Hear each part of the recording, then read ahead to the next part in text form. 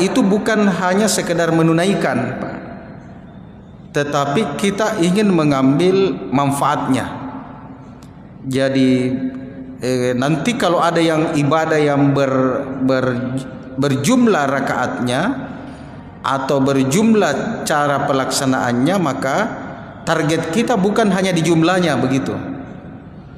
Maka termasuk Prof. Nasaruddin Umar itu lebih menyenangi kalau kita melakukan tahajud lebih baik sedikit rakaatnya, yang penting dia mendatangkan ketenangan dibanding dengan menargetkan jumlah-jumlah tertentu. Tetapi ulama-ulama salaf itu jumlah tertentunya itu dijadikan wirid, karena mungkin awalnya tidak berbekas, Pak. Kalau misalnya dia target, saya harus tahajud 8 rakaat tambah witir 3 jadi 11 rakaat setiap malam, Pak. Mungkin awalnya tidak terlalu berbekas, Pak, tapi lama kelamaan 8 rakaat itu justru memberikan kesan yang luar biasa, Pak. Maka jumlah rakaat itu juga bisa dijadikan wirid, Pak. Maksudnya begini, kalau dia jumlahnya jadi wirid, nanti satu waktu kita tidak kuat 8 rakaat.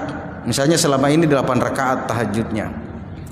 Satu waktu kita sakit, karena kita sakit susah melaksanakan 8 rakaat, atau satu waktu terlambat bangun, Pak, dapatnya hanya 2 rakaat.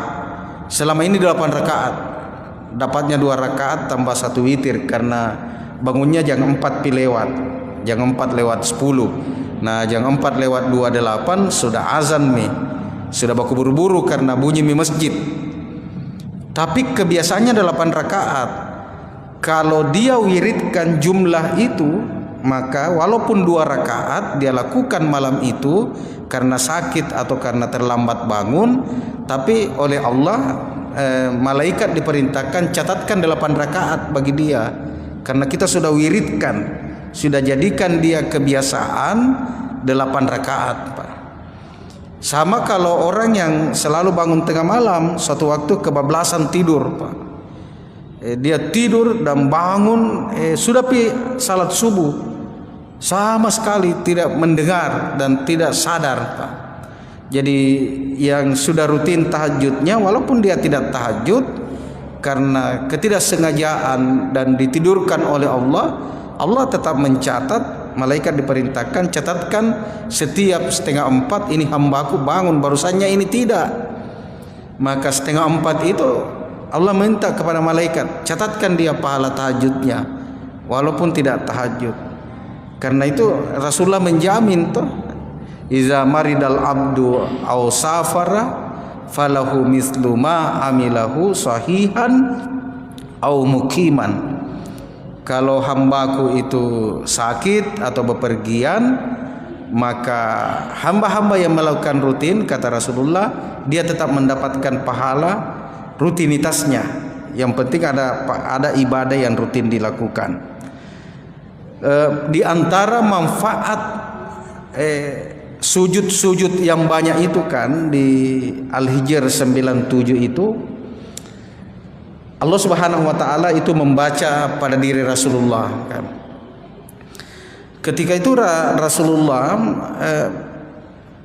sudah merasakan tekanan yang luar biasa dari kaum kafir Quraisy.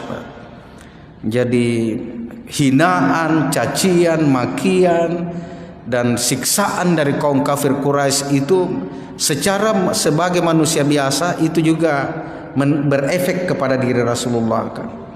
Sampai Allah langsung menyebut di Al-Hijr 97, walaqad na'lamu annaka yadiku sadruka bima yaqulun. Muhammad, kami ini tahu.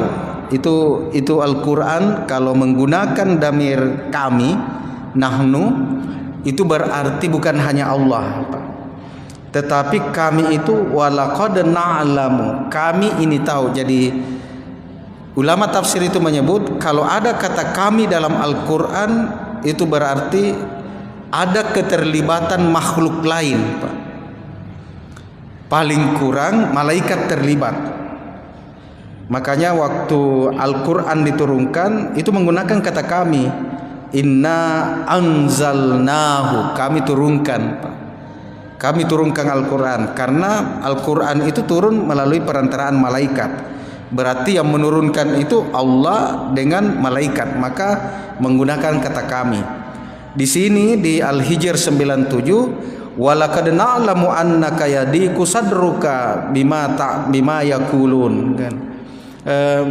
Muhammad, kami Allah dan malaikatnya itu tahu annaka yadiku sadruka, hati dadamu itu sempit, Pak. Yadiku sadruka bima yakulun, karena hinaan dan cacian orang-orang kafir, kan begitu. Allah ingin menghibur Rasulullah itu, Pak. Waktu tekanan dari orang-orang kafir itu kencang sekali di Mekah, Pak. Itu Allah langsung menyebut, walaqad na'lam annaka yadiku sadruka. Saya tahu, kami tahu ya Rasul, kami tahu Muhammad, dadamu itu sempit, maksudnya sesak, karena apa yang engkau cita-citakan ingin mendakwahi orang kafir Quraisy tidak berhasil, tidak banyak memasukkan orang-orang kafir menjadi Islam, malah berbalik melawan engkau, mencaci engkau, menghina engkau, maka dadamu sempit, kan. Nanti ini yang dipakai oleh ulama-ulama kita, bagaimana kiat supaya permasalahan itu menjadi kecil, menjadi kecil. Itu juga hampir sama cara Allah Subhanahu wa taala ini dalam surat Thaha, ketika Nabi Musa alaihissalam diperintahkan untuk mendakwahi Fir'aun, kan. Nabi Musa itu dikasih tahu begini, izhaba ila fir'auna innahu tagha. Musa, datangi Fir'aun, innahu tagha, sungguh dia sudah melampaui batas, Pak. Nabi Musa alaihissalam sebagai manusia biasa diperintahkan menghadapi Fir'aun, mendakwahi Fir'aun. Semua orang di Mesir paham siapa itu Fir'aun, Pak.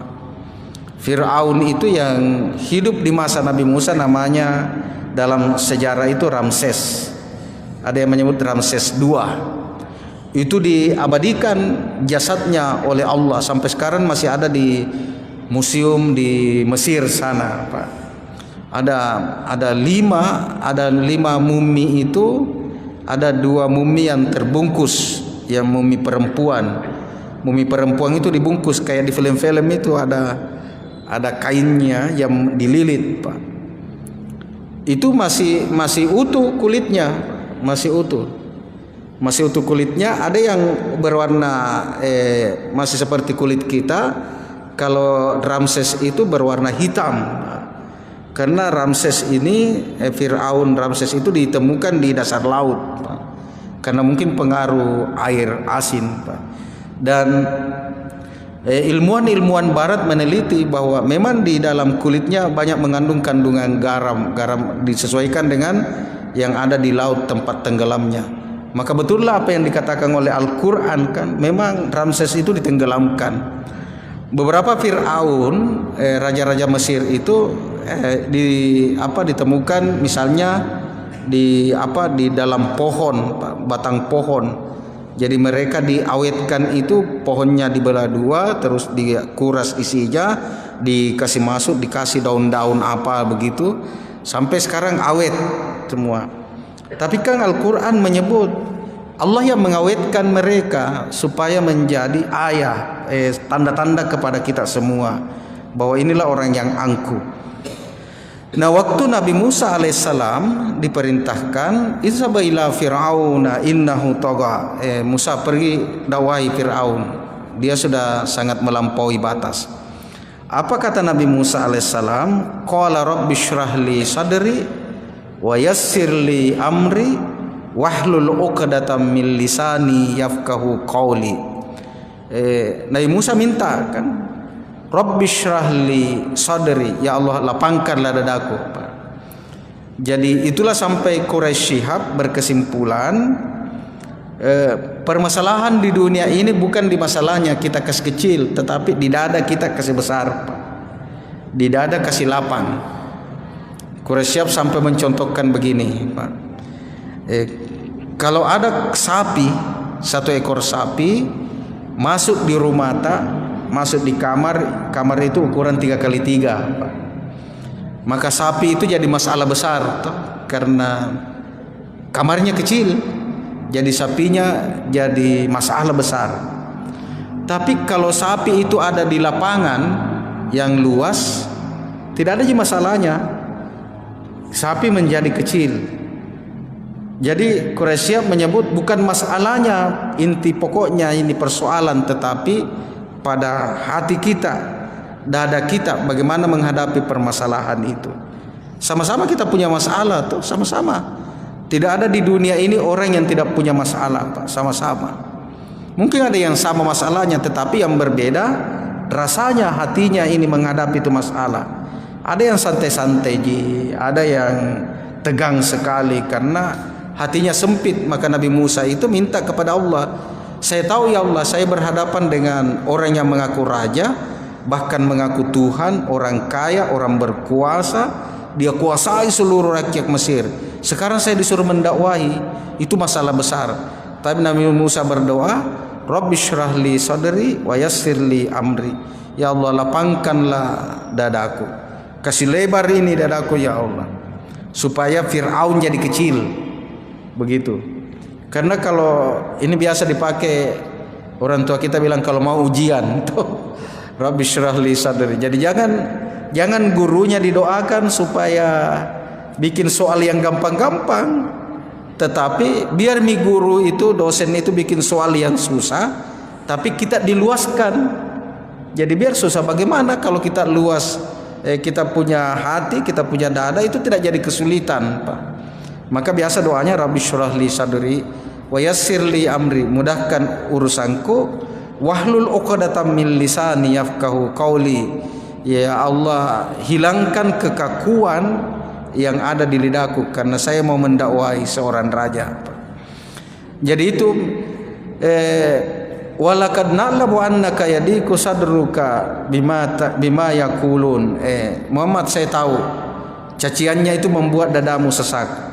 Maka kata Al-Qur'an, fasabbih bihamdi rabbika, maka sucikan Tuhanmu dan memujilah kepada Tuhanmu, wa kun minas sajidin, dan perkuat sujud-sujudmu, Pak. Jadi ini oleh ulama akhlak dijadikan 3 kiat menghadapi permasalahan, versi surah Al-Hijr ayat 97 sampai 99. 1, fasabbih, sucikan Allah, Pak. Bertasbih, mensucikan Allah, bihamdi rabbik, kemudian puji Tuhan, wa kun minas sajidin, perbanyak sujudnya. Jadi tidak sia-sia itu yang punya salat sunat banyak, Pak. Tidak sia-sia yang mengutamakan jumlah banyak, Pak. Tarwih 8 dengan tarwih 9 sama-sama tarwih, selesai tarwihnya, Pak. Tetapi tidak bisa dikatakan sama ji pahalanya tarwih 8 dengan tarwih 9, tarwih 8 dengan tarwih 20. Karena membaca Al-Fatihahnya saja yang 20 kali toh. Yang 8 kali. Yang 20 menahan diri, menguatkan diri untuk sampai ke 20, itu perjuangan, Pak. Maka 8 ada dasarnya, 20 ada dasarnya. Siapa yang melakukan 8 dianggap sudah tarwih, siapa yang melakukan 20 dianggap sudah tarwih.